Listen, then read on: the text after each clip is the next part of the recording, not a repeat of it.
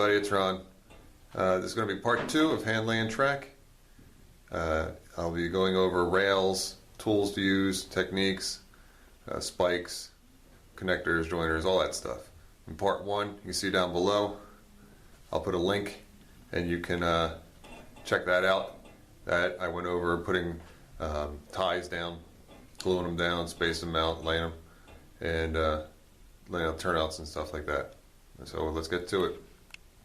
Let's put some rails down. Alright, in part 1 I went over how to space out the ties using this jig that I made. These are narrow gauge ties, but you saw it with standard gauge ties, leveling them up and straightening them out with the straight edge, using tape to secure it, regular old wood glue, holding it down, weighting it. You can see that down below. Alright, let's get to it. We're going to be laying some rails. Okay, the rails that I use, it's micro engineering. It's just the bright rail, code 70, unweathered. See if we can zoom in on the part number. 17-070. Micro engineering carries all kinds of codes, different sizes, weathered and unweathered. It matches their flex track. The spikes I'll be using are here.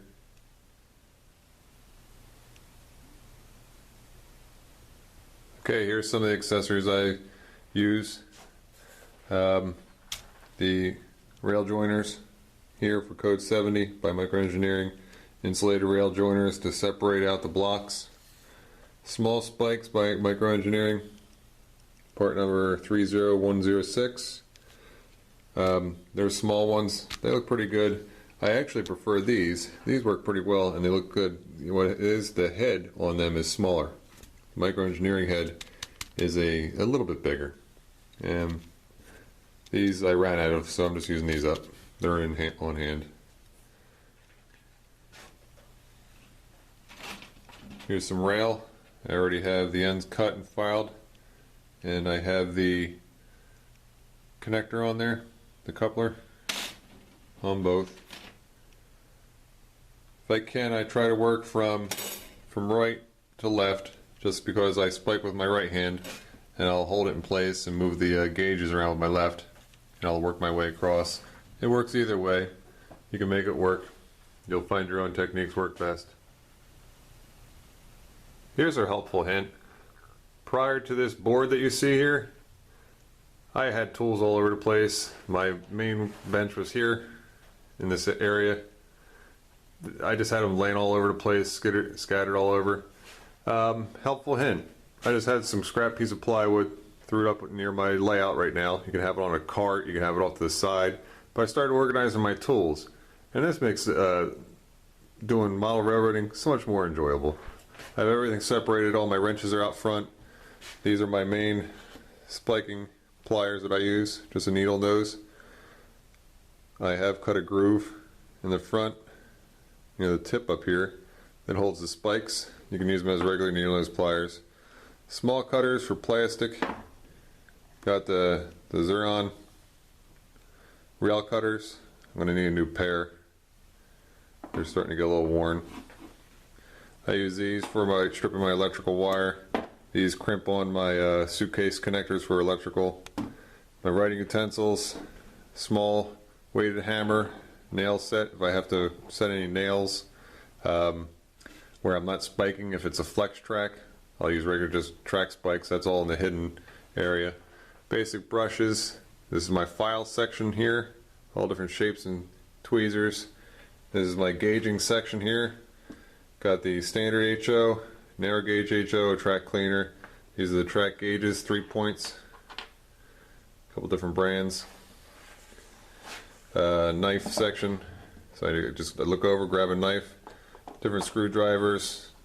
A measuring tape, small screwdrivers, and some replacement blades for the knives.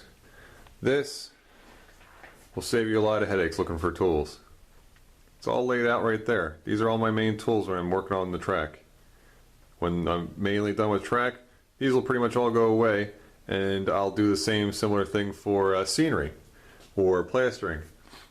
It just makes it, organizes it. You can find, you can look over there, grab the tool. When you're done, you just put it back. It takes literally seconds to put it back and saves you so much time. It makes the modeling a lot more enjoyable.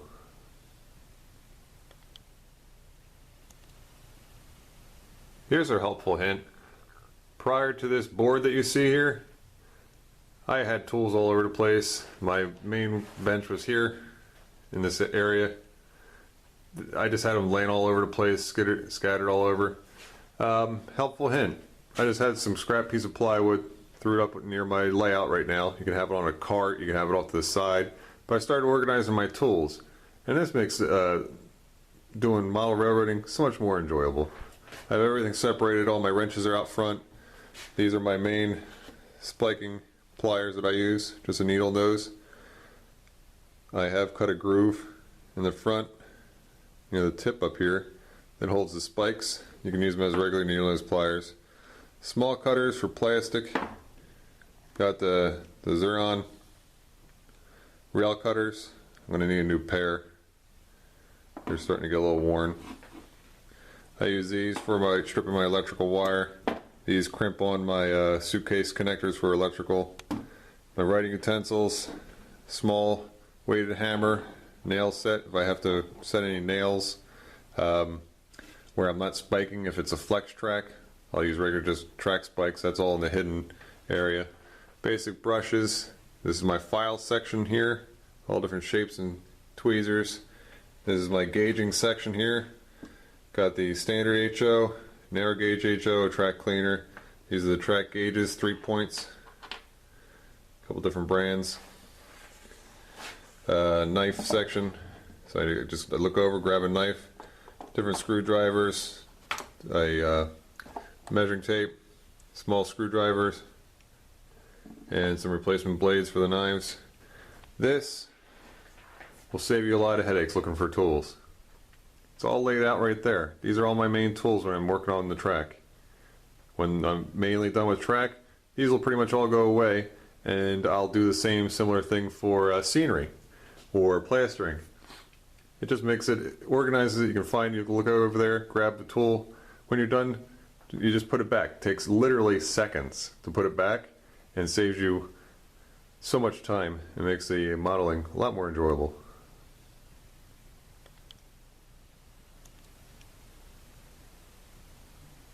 Okay, here's the section we'll be working on.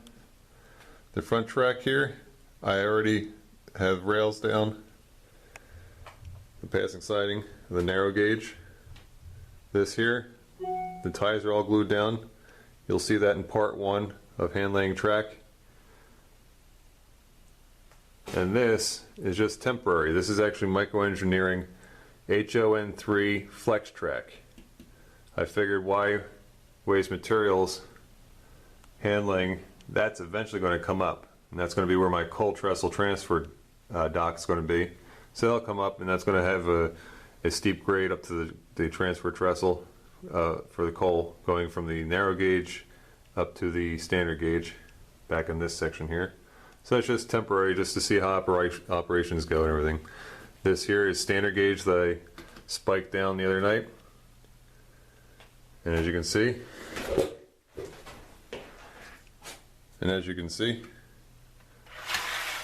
running smooth. End of the line.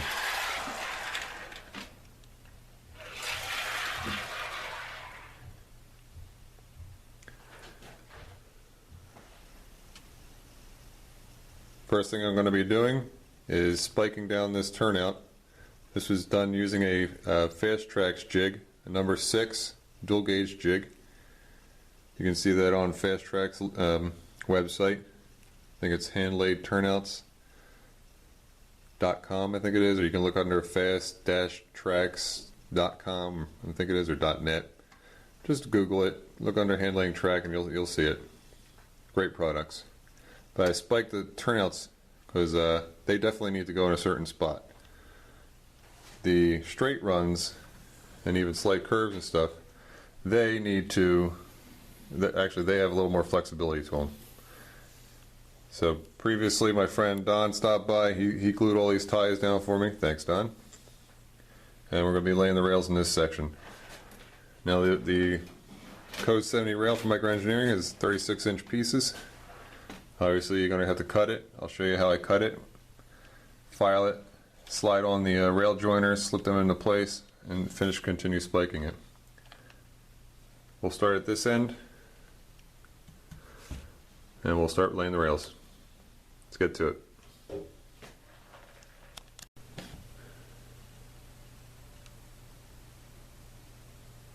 Okay, for this part, I pretty much just need my spiking pliers, needle nose.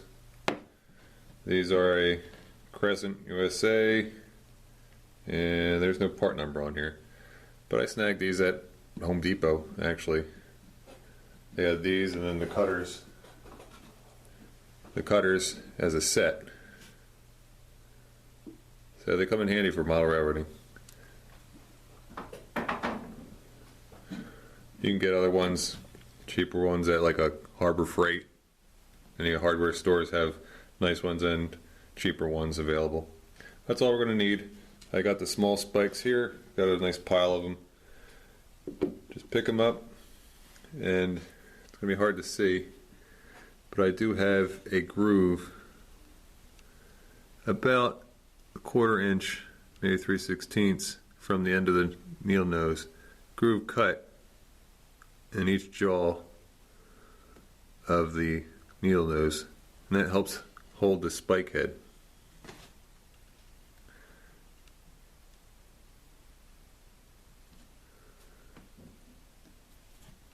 So you put the spike in there, got the spike, it's grabbed onto in that groove, it's not going anywhere. I'll usually start at the point end, and we'll just spike it down.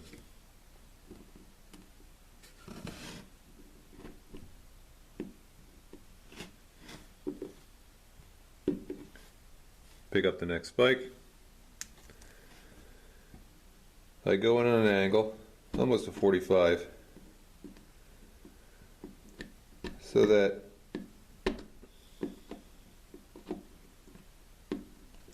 when the spikes go in, it's almost like a crisscross, and they lock that rail in.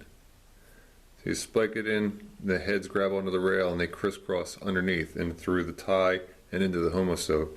So that rail really doesn't move that much. You don't want to go straight down.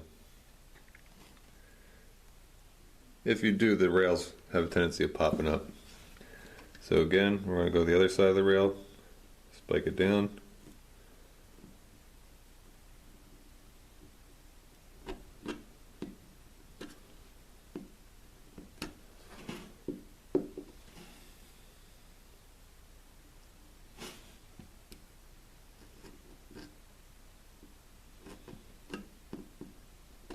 That crisscross pattern going.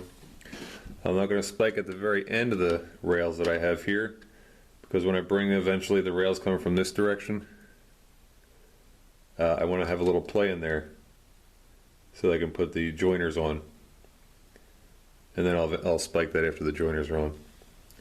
So I'm going to move to the other side of the throw bar, and I'll just spike on the outside.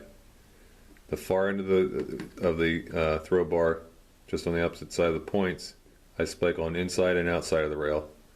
These I'll just spike on the outside because otherwise the points will bump into the spikes.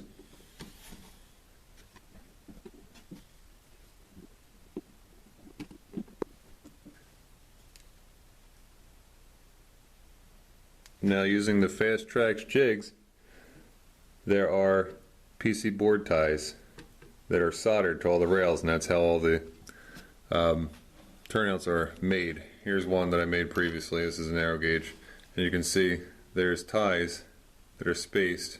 Mainly they hold the frog points and the wing rails and stuff, but everything else is going to be wood ties in between. So that's what I'm going to spike into, is the wood ties in between all these PC board ties. Now, I like to spike, not every tie, I'm not insane, just a little crazy, but I'll spike right next to where the PC board ties are, because that's in gauge. And if you spike in the middle, you can actually push the rails in or out a little bit if you're not careful. You can use your 3-point gauges to hold them in line, but especially around where the throws are, the points and stuff, they could flex, and it's hard to gauge those because they're a flexible rail basically. So now I have the point end. I'm going to go up to the frog end up here, past the frogs. I'm going to spike those in place. The turnout is set in the position it's supposed to be. Then I'll go back and I'll spike about almost every 6th tie next to a PC board tie so that it's secured down throughout the turnout.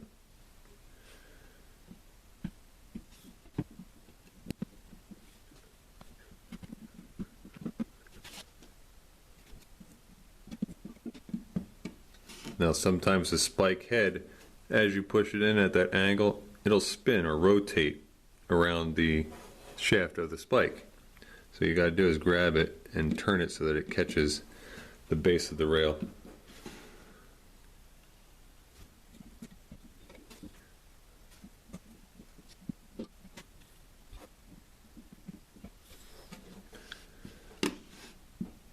Okay, so now I have the point side and the frog side of the turnout spiked in. I'm going to go back in between now, and it'll be about every 6th tie I'll put a spike in next to a PC board tie so it doesn't mess up the gauge.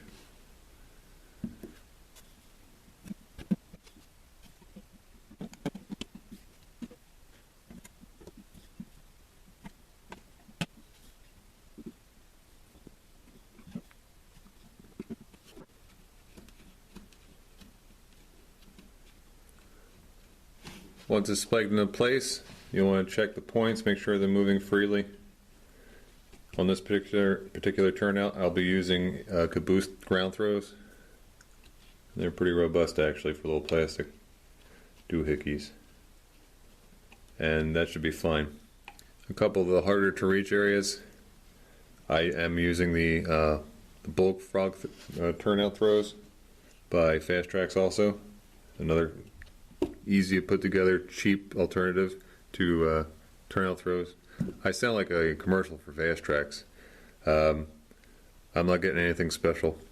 I just gotta say, they have great products.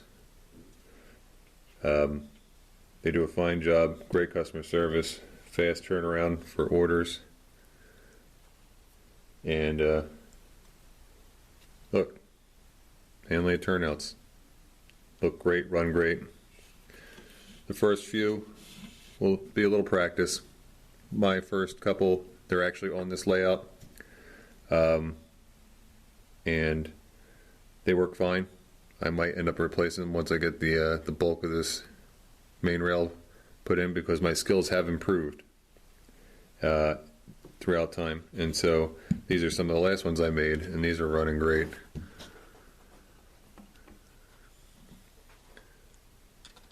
We'll put a turnout here, just make sure that the points are thrown all the way.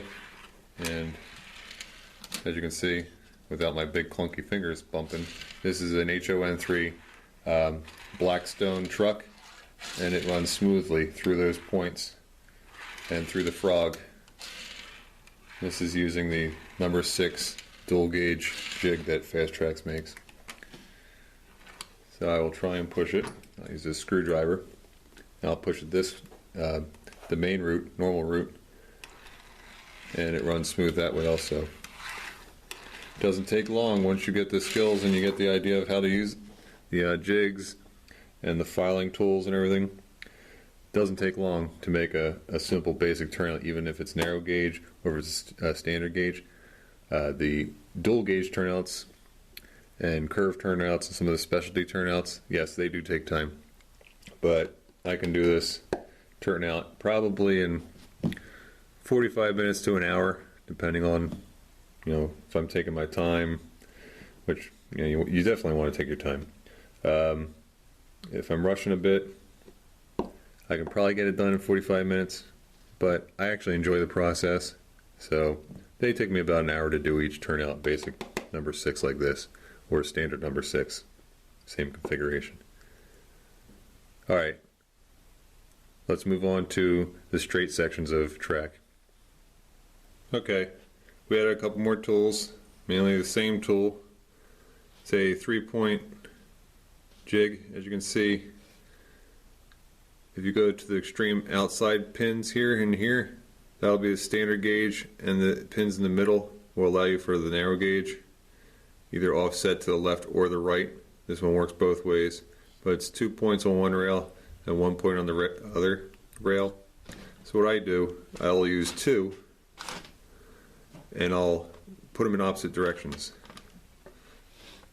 so that they'll face like this on the rails, so that I have 3 points on each rail if it's a straight run. Alright, let's connect the loose 70 code 70 rail to the turnout section that we have here. This is the turnout that I just spiked in a little while ago, and we're going to start spiking the straight section here. This is all glued down ties. Let me show you this tool that I made. It's just a wood dowel that I drilled a small hole in the end, and I took some of the code 70 rail and super glued it, CA glued it into that hole, so that I have, it's about 1.5 inches or so sticking out.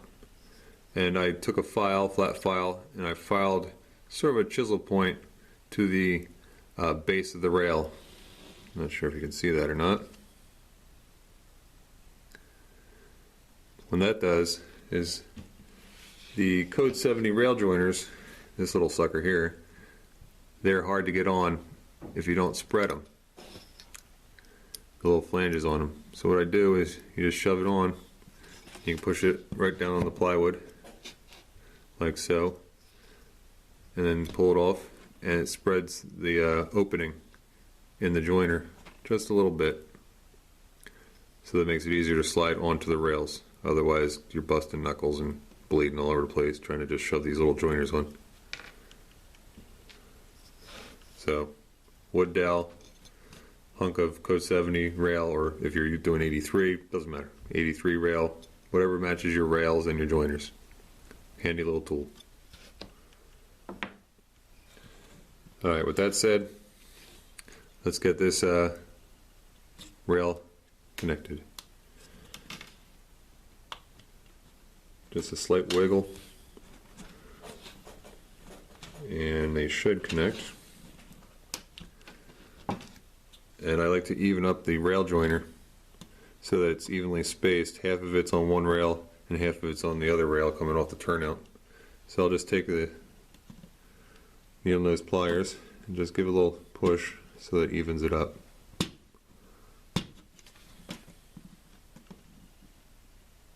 There we go. And I try and make my joints so that it bridges two ties, so that that joiner actually rests on both ties instead of one. And if it rests on one and not another one, it kind of will angle a little bit. We'll hook up the other rail, and then we'll start spiking from the turnout out to the left. In your case, on the camera, it's to the right.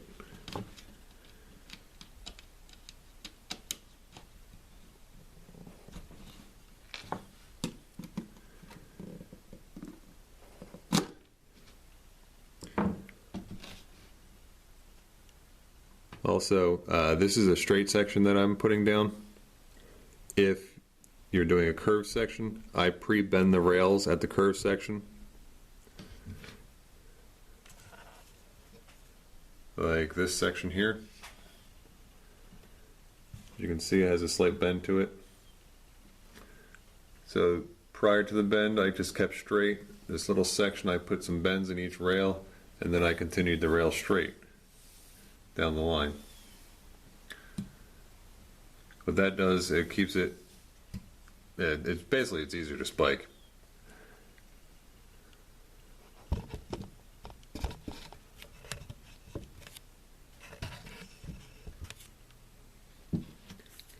I did make a tool for bending rail. Let me go grab that and I'll show you. I put that in a previous video. I'll put a link to that down below also.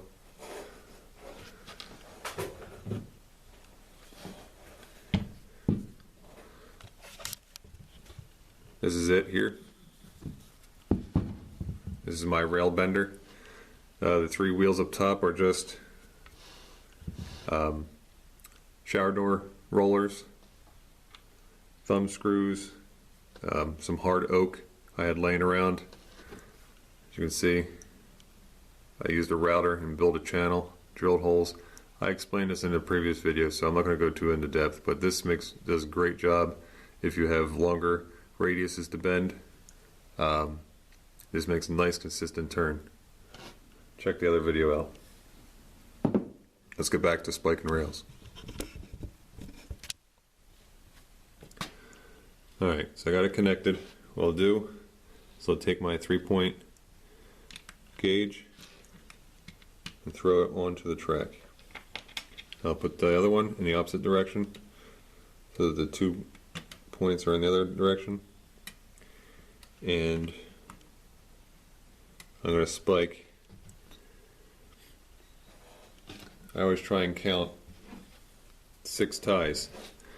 Now I'll probably eventually, as I go old and gray in my future, I'll spike every 3 ties. But right now I'm spiking every 6 ties. Unless I come to a rail joiner, then I'll spike the first tie after that rail joiner on each side, and then I'll continue the 6 tie spikes spiking. So let me move this past the rail joiner. My previous spikes are here. This is just after the first PC board tie, or last PC board tie on the turnout. Spiked it. And so I'll count 6 ties, which happens to fall right before the rail joiner. So I'll spike here on both sides.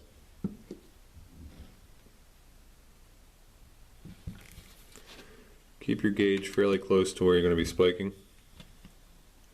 It just allows it to stay engaged a little bit better.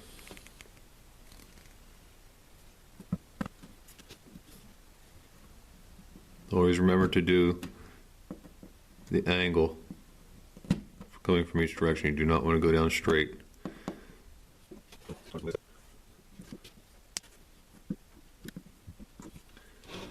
So I'll take the 3-point gauge, move it to the other side of the rail joiner, and I'll continue the process on this side.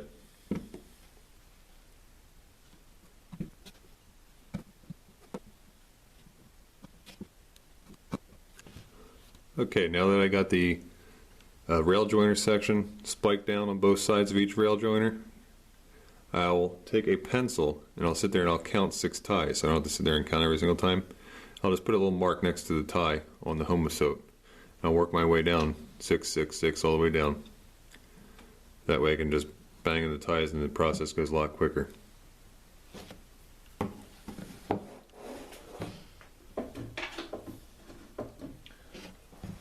You can use a marker. I have a carpenter's pencil here.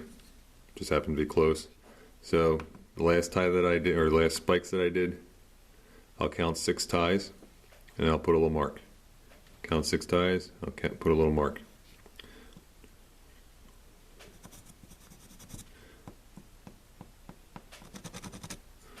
And I'll continue that process all the way down to the other end. At first, I'll spike every 12th tie, and then just to get it so that the rails are centered on the ties, I do have a center line here, but you're going to do it by eye, because even when you put the ties down, they sometimes are just slightly off, which is the beauty of hand laying ties. They're not just factory, everything's perfect and beautiful. This is narrow gauge, so it was always a little bit sloppier. And it has that more natural look to it. Once it's ballasted, it's going to look fantastic. Okay, I've taken spikes and I just kind of laid them along the side of the rails here, almost like the prototypes. And I'll just pick them up as I go along down the line and spike them in. I'll speed up this section because obviously you don't want to see me do this real time. I think I would go to sleep. I don't know about you, but I definitely would. And heck, you're already probably falling asleep from this video. Alright, let's get to it.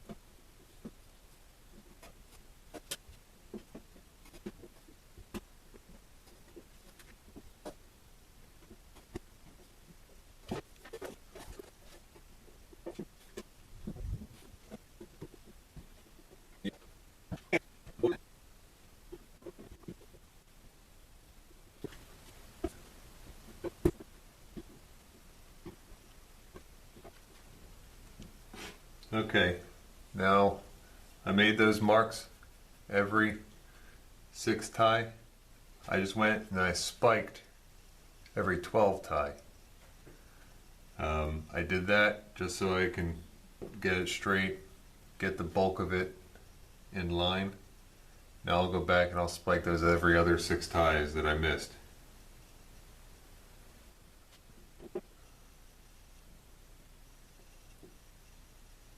Okay, I went back and I spiked every 6 tie. I have the last couple sections here that I left loose so that I can lift up the ties or the rails after I mark them, and I'll cut them with my rail cutter. I'll mark them so that they match the other tie, the rails coming from the turnout. Let me back out here. As you can see, they're laying next to the other rails here. So I'm going to mark those with a Sharpie. I'll cut them and then I'll file them to get them exactly where they need to be. They're on rail cutter, regular old Sharpie, doesn't matter what color. Just put the rails side by side and mark where you need to cut.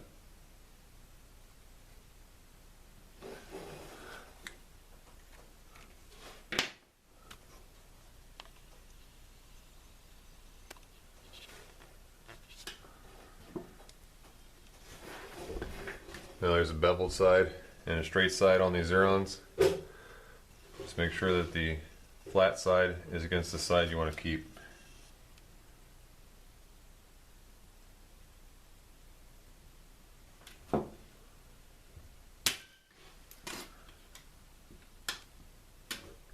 Pretty close, a little filing, it should be good.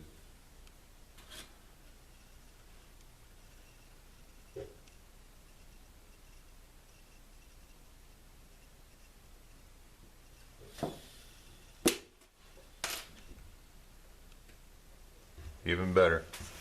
A little filing and we're good.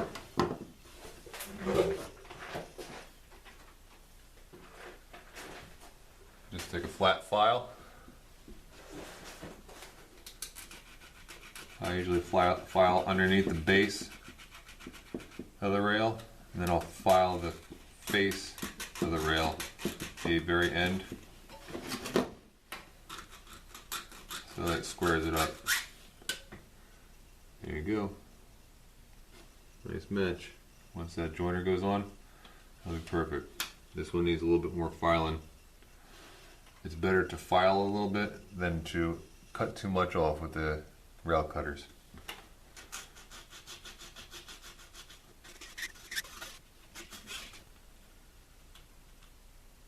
Okay, nice snug fit. Next step is going to be put the rail joiners on.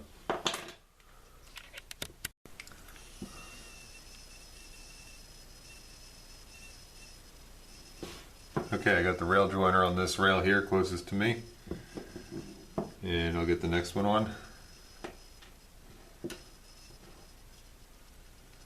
Now these have been spread out with that tool that I showed you with the wood dowel and the beveled rail. Now it slides on nice and easy. Not too easy, man. It's snug. It doesn't move around unless you're pushing it. Now I just take the same needle nose pliers push it on all the way so that when I drop it down, the rail still moves back and forth, as you can see. Same thing with this one. Push it on all the way. Now I'll line up the rail and push the joiner to connect the two.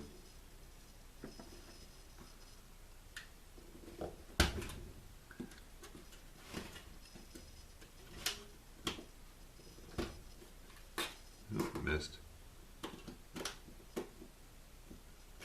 Push it back and try another pass.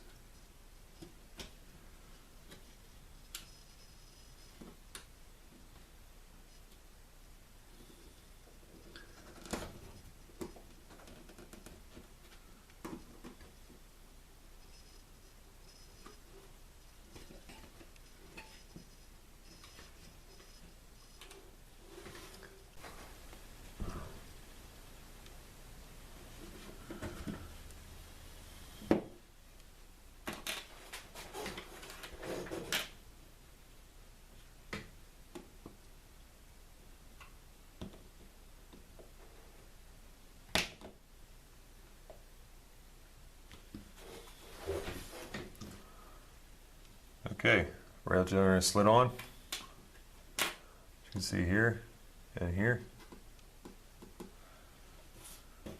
Now I'm ready to spike the last few sections coming off the turnout from this direction and the straight section from this direction. Here's one of the marks that I made earlier. That's every 6 tie. I'll probably do that one and then I'll also do one right next to the rail joiner here and over on the opposite side here.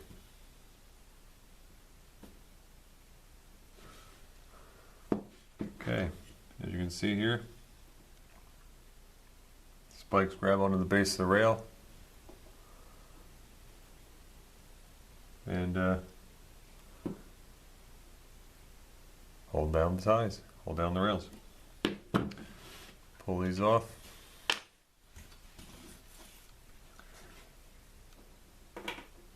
Let's see how our truck goes. See how it goes by.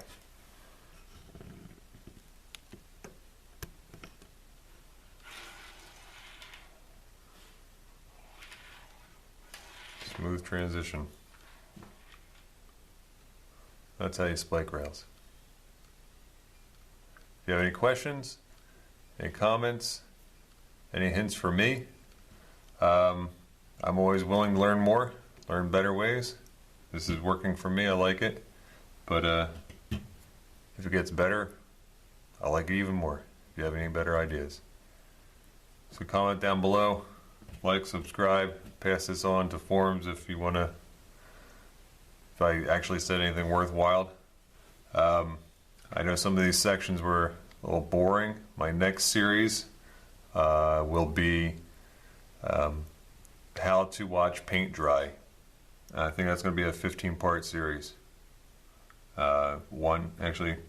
First part we'll be watching acrylics dry, and then the rest of the 14 parts will be watching alkyd oil paints dry. It should be exciting. But try out some Handlaid track. It looks really good and it runs even nicer. Thanks for watching.